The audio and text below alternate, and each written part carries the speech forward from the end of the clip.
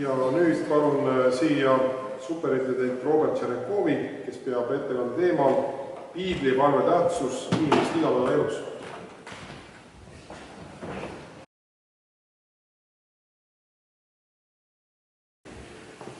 Lugupeetud daamid ja härrad, on suur au täna seista teie ees ja mõtiskleda selle teema Piibli ja palve tähtsus inimese igapäevaelus. Paneme kella ka käima, et härra Harresoovi teaks püsti tõusu. See teema on aga paras väljakutse, kuna selle teemal võiks pidada mitmepäevaseid seminare või lausa raamatuid kirjutada, et miks peaks inimene Piiblit lugema. Rääkides Piiblist, võiks ju ühe teemana käsitleda Piibliraamatu unikaalsust. Ja tõepoolest ei ole ju 15 raamatut maailmas olemas, mis oleks jätnud niivõrd sügava jälje inimkonna ajalukku. Erinevate andmel Piibel on enam müüdud raamat maailmas ja selle populaarsus on jätkuvalt suur. Piibel on unikaalne raamat ka selle poolest, et ta oli erinevate osadena kirjutatud circa 1500 aasta vältel ja 40 erineva autori poolt. Aga loomulikult täpsete numbrite üle Piibli uurijad ja teoloogiad on vaelnud palju ja jäävadki vist vaidlema. Piibel on enim tõlgitud tekst maailmas ja mis puudutab ka lääne tsivilisatsiooni, siis just Piibel on väga tugevalt mõjutanud meie kultuurimaailma, haridust ja väga erinevaid ühiskonna aspekte ja selle teemal me juba oleme kuulnud täna huvitavaid ettekandeid. Nii et ühe põhjendusena me võiksime tuua seda, et miks Piiblit lugeda, siis kas või selle jaoks, et paremini mõista oma kultuurilugu. Samuti võiks ju rääkida Piiblist ka kui huvitavast filosoofilisest tekstist. Piiblis on palju huvitavaid mõtisklusi inimese olemuse ja hingeelu kohta, tema suhtest teiste kaasinimestega ja suhtest looduga laiemalt. Eraldi võiks ju ka rääkida sellest, kuidas selle maailma tuntud inimesed on suhtunud Piiblisse ja mis roll on Piibel mänginud nende elus. Peapiiskop emeritus täna juba tsiteeris Hando Runnelit, kes ütleb, et kirik algab kirikust ja eks ei olegi otsene viide pühakirjale ja Piibli tähtsusele meie rahva kirjakeele arenemisel. Võiksime tuua näiteid ja tsitaate erinevatelt riigijuhtidelt, kirjanikelt, teadlastelt, ühiskonnategelastelt, sportlastelt, näitlejatelt, muudelt prominentidelt, kes on väljendanud oma vaimustust Piibli üle. Võime näiteks tuua Ameerika presidendi Abraham Lincolni, kes olevat öelnud, et Piibel on parim kingitus, mis on Jumal inimesele andnud. Võiks ka tsiteerida veel Isaac Newtoni, Victor Hugo'd, Fjodor Dostojevskit ja isegi kaasaegsed mõned staarid, isegi sporditähed, on rõhutanud Piibli tähtsust oma elus. Ma muidugi ei tea, kas siin täna on mõni puksihuviline või mitte, aga maailmakuulus puksija Manny Pacquiao ütles, Jumala sõna on see, mis annab mulle jõudu päevast päeva. Ja siinkohal ma ei usu, et ta mõtles oma füüsilist jõudu, eks ta ikka pidi käima jõusaalis ja pidi trenni tegema, aga eks ta rääkis ikka sellest vaimujõust. Kui need kuulsad ja tähtsad inimesed on leidnud midagi Piibliraamatust, siis äkki meil on ka sealt midagi enda jaoks leida. Kui täna ma tahaksin oma ettekannes tulla nende kõrgelennuliste fraaside juurest tavainimese tasandile meie igapäevaelu. Miks peaks Piibel olema tähtis 21. sajandi inimesele ja kas tänapäeval palve on ikka veel aktuaalne? Ja ma tooksin kõigest 3 mõtet, milles võiks seisneda Piibli tähtsus meile tänapäeval. Esiteks ma tahaks mainida seda, et Piibel on ääretult tähtis Jumala tundma õppimisel. Ja siinkohal ma ei mõtle teoloogiat, seda õpetust Jumala kohta kui sellist, seda usutõdede mõistupärast ja süstematiseeritud käsitlust. Süstemaatilisel teoloogial on kindlasti oma väga tähtis koht kristlikus õpetuses, kuid mina ei pea antud hetkel silmas kristlikke doktriine, vaid isiklikku kogemust Jumala tundma õppimisel. Pühakirjas on üks sekk, kus Jeesuse juurde tulime need sadusserid ja esitasid Jeesule küsimuse ühe Moosese seaduse kohta, tuues ka ühe üpris absurdse näite ja andes siis sellele ka omapoolse interpretatsiooni. Ja Matteuse evangeeliumi 22. peatükis 29. salmis me loeme, Jeesus aga vastas neile: te eksite, kuna te ei tunne pühi kirju ega Jumala väge. Kui nii mõelda, siis see on ju üpris hävitav hinnang Jeesuse poolt nendele teoloogidele, et nad ei tunne ei pühi kirju ega Jumala väge. Tuleb välja, et on võimalik teada pühakirja ja ometi mitte tunda pühakirja ja Jumala väge. Mitte tunda Jumala armu, headust, armastust, mitte kogeda teda, Jumalat, isiklikul tasandil. Ma usun, et kõige esmasem piibli lugemise tähtsus inimesele seisneb selles, et meil on võimalus tunda, õppida ja kogeda Jumalat, kelle kohta me loeme piibli lehekülgedel. Ristiusk ei ole mitte ainuüksi intellektuaalne religioon, vaid kogetav osadus Jumalaga. Ja just nimelt läbi pühakirja me saamegi tunda, õppida Jumala armastust, mis on esile tulnud Jeesuses Kristuses. Jeesus ise ütles, te uurite pühikirju, sest te arvate, nendest saavad igavese elu ja just need on, mis tunnustavad minust. Piibli lehekülgedele avaneb meile Jumala armastus inimkonna vastu, tema päästeplaan igaühe jaoks. Avaneb meile endile meie isiklik patune loomus ja vajadus päästja järele, meeleparandus, andestuse rõõm, uus elu Kristuses, vaimuliku elu alused, igavese elu tõotus, juhtnöörid igapäevaeluks, lootus kannatustes, palvevägi, lootus rasketes olukordades, andmise rõõm ja veel sadu imelisi asju ootavad meid selle püha raamatu lehekülgedel, mis on valmis muutma meie elu, kui me nad vastu võtame ja ka ellu rakendame. Pühakiri on meie võimalus tundma õppida Jumalat ja ka iseennast.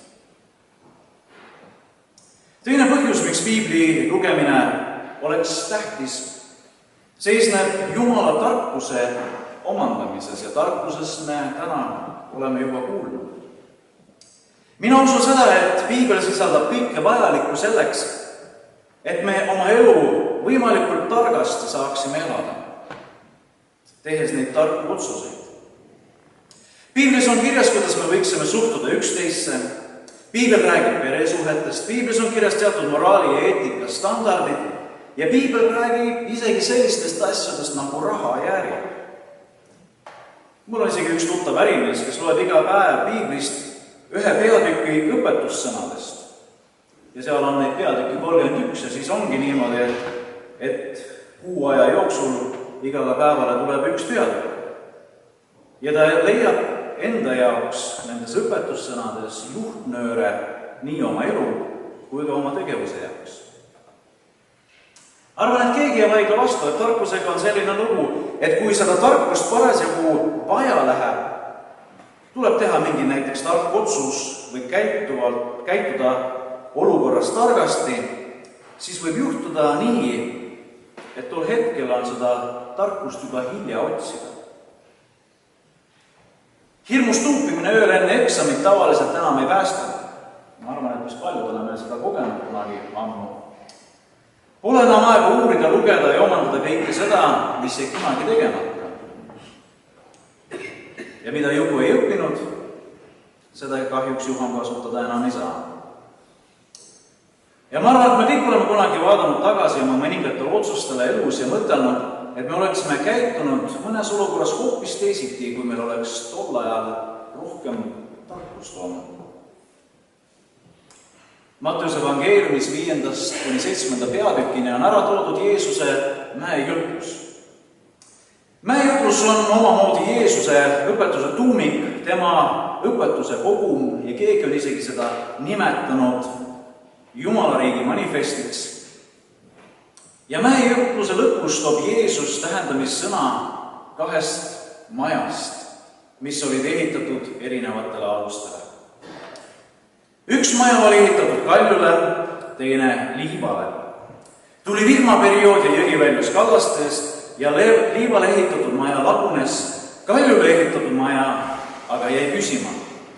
Ja Jeesus ütles selle peale: igaüks nüüd, kes neid mu sõnu kuuleb ja nende järgi teeb, kes neid sõnu kuuleb ja järgi teeb, sarnaneb aruka mehega, kes ehitas oma maja kaljule. Eks me kõik tahame olla ju arukad.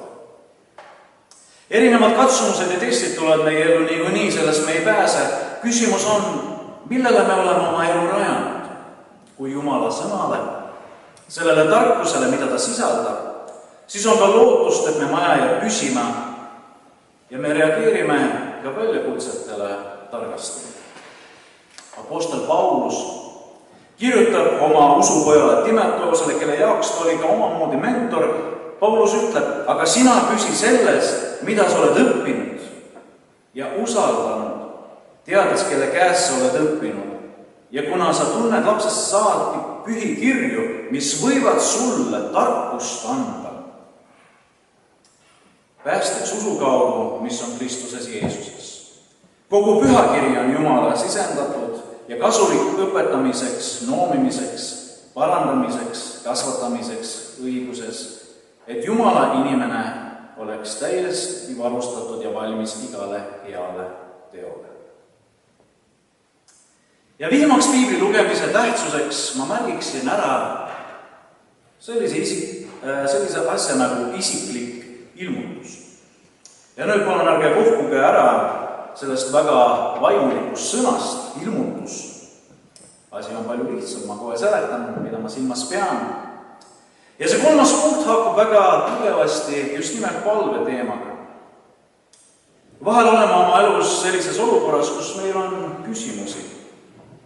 Kas siis vaimulikke või igavikulisi, aga vahest ka konkreetsete olukordadega seotud küsimusi, kus meil endil oma inimlikust tarkusest vajaka jääb. Siis me ikka pöördume palves Jumala poole abi järele, paludes juhtimist ja tarkust. Ja siin on piiblil väga tähtis koht. Kui palves meie räägime Jumalaga, siis pühakiri on see, mille kaudu räägib Jumal meiega. Olen ise kogenud seda, kuidas lugedes piiblit järsku tajud, et see piiblisalm ongi ju vastus minu küsimusele. Kirjakoht, mis on olnud varem täiesti tavapärane või märkamatu, järsku kõnetab sellisel erilisel ja jõulisel viisil. Mingi lambikel läheb järsku peas põlema ja sa oled millestist aru saanud. Seda saabki nimetada ilmutuseks või juhtimiseks või jumalapoolseks kõnetamiseks. Ja loomulikult siin teen väikese ka peatuse ja väikese paranduse. Loomulikult ma ei poolda sellist piibli lugemist, nagu mõni inimene seda teeb. Palvetab, et ütleb Jumal, palun nüüd räägi minuga, lööb piibli raamatu suvalise koha pealt lahti, torkab näpuga suvalisele tekstile ja siis hakkab sealt otsima enda jaoks Jumala ilmutust ja Jumala kõnetamist. Vaimulikena me vahel teeme nalja oma vahel, et sama hästi oleks võinud ju avaneda näiteks tekst, kus on kirjas, kuidas Jeesust reetnud Juudas läks ja koos endast ülesse ja siis inimene ütleb, et Jumal räägi mulle ja siis teeb teist korda piibli lahti, torkab sinna näpuga ja siis loeb sealt, no mine ja tee nõnda samuti. Ma arvan, et oleks ju hullumeelne pidada sellist asja Jumalapoolseks hääleks või kõnetamiseks. Kui ma usun sellesse, et kui me loeme pühakirja palvemeelsusel, et Jumal on võimeline meid kõnetama ka tänapäeval, kui me tuleme tema ette avatud südamega. Sest ka pühakiri ütleb, nii nagu me näeme selle pühakoja vitraažil sealpool, et kellel on kõrvad, see kuulub. Sest mina usun sellesse, et Jumal võib ka meie palvele vastata, kõnetades meid läbi pühakirja. Minu isiklik veendumus on selles, et Jumal ei ole meist kaugel. Vahel me ise kaugeneme Jumalast. Vahel isegi tänapäeval on moodne hoobelda sellega, kui usul leige rahvas, eestlane on. Kuid Jumal on andnud meile 2 vahendit, 2 tööriista, läbi mille me saame Jumalat tundma õppida, omandada taevalikku tarkust ja saada vastuseid oma küsimustele ning need 2 tööriista on pühakiri ja palve. Usk ei ole keeruline. Usk ei ole ainult teooria. Usk on väga praktiline. Ja kas on võimalik muuta oma elu? Kas on võimalik muuta midagi enda ümber? Arvo Pärdi käest kord küsiti, kas on võimalik maailmas midagi muuta? Ja Arvo Pärt vastas selle peale sõnadega mitte, sest keegi ei kuula, küll aga palvega. Ja ma usun, et pühakirjaga ja palvega on tõesti võimalik muuta nii eneseelu, kui ka muuta teiste inimeste, meie kaasteeliste elu tsipakene paremaks. Soovin teile Jumala õnnistust, rõõmu ja rahu südamesse ja suur tänu tähelepanu eest.